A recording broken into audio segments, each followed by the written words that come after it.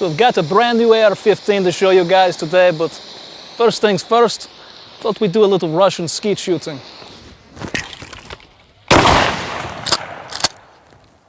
Let's start the show.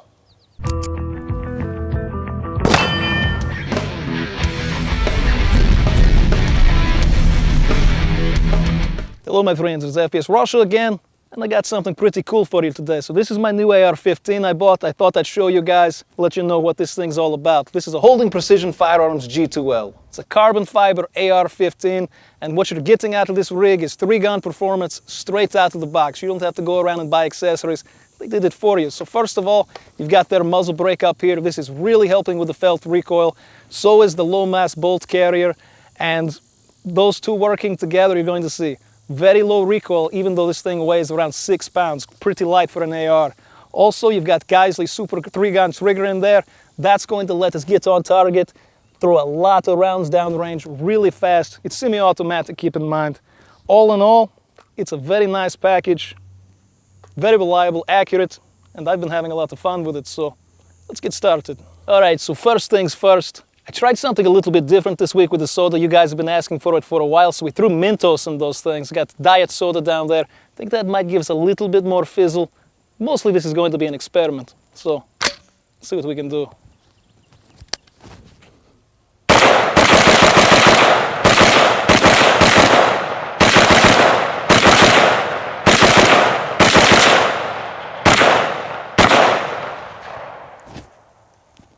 That was pretty fucking awesome. And I've got to say, with this Geisley trigger in here, those double taps are just coming out so fast. You can really stay on target.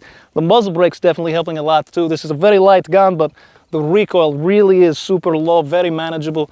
You can just put a stream of brass down range. Let's move along. Okay, so we're about to head over there and shoot a little fruit, but I thought I'd tell you about the ammunition we're going to use first. So I've got some 50 grain hollow points in here, and I'm going to fire it into the ballistics gel, let you guys know exactly what that ammo does, because it's kind of hard when you see a piece of fruit explode, but I think when you see what it does to ballistics gel, you'll get a much better idea of just how lethal that kind of varmint ammunition can be.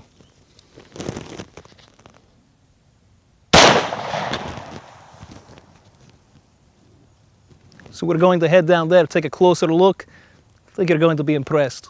Okay, so like I said, that was pretty impressive. You can see that bullet pretty much exploded when it hit the ballistics gel. It came into lots and lots of pieces. You've got wound channels going in every direction.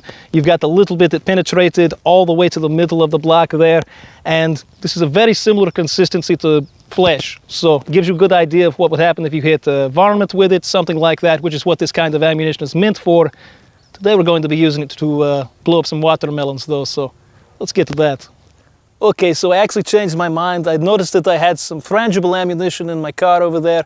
Now what this is, it's a compressed copper powder with a few other little additives, and the idea is you can shoot things like steel at very close range to practice really close drills without worrying about ricochets and getting pieces of shrapnel, anything like that. But I've been wondering, how would it work for home defense? If you're going to be shooting an AR indoors, you really don't want penetration shooting through lots of walls, so maybe frangible. So I want to know what frangible does to flesh. So we got our ballistics gel down there. Let's find out.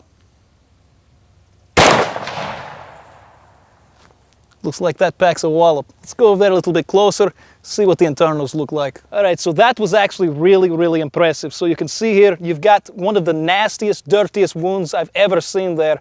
Like I said, it's compressed copper powder, a few other little additives. Nothing that you would want in your body though, by the way. And it did penetrate pretty nicely. I think it would penetrate a person, but like I said, in that home defense scenario, it's certainly not going to pass through a bad guy and then hurt anyone behind him. And I don't know about you, but I don't think anything is going to survive that, so maybe frangible is a viable option for something like that. Maybe not, depends on your preferences, but I was definitely impressed by this. So let's get that fruit. All right, so I just showed you guys just how expansive this round is. You saw what it did to the ballistics gel. Now we got my most hated fruit in the world out there, the watermelon. I think we need another watermelon man. I want some designs in the comments. Let me know. I want you guys to tell me, how big does our watermelon man need to be? Are we talking 8 feet tall, 10 feet tall? We're going to build a giant watermelon man. That's what I'm getting at. But for now, let me show you what these rounds do to melons.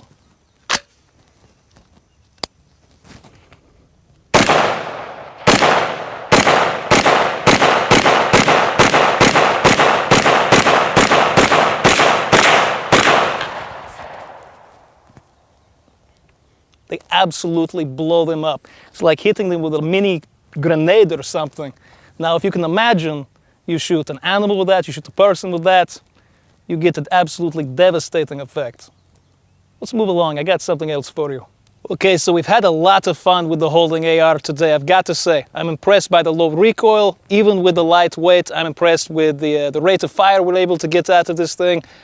All in all, I'm really enjoying it, but I think we need to end this thing by heating things up just a little bit more, even though it's about 100 degrees today, so let's get to it.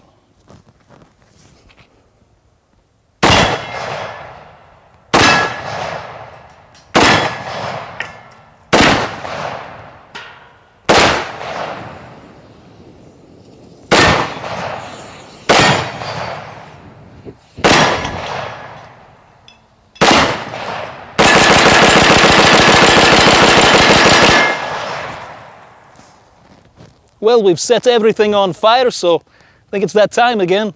Hope you guys enjoyed the video, and as always, have a nice day.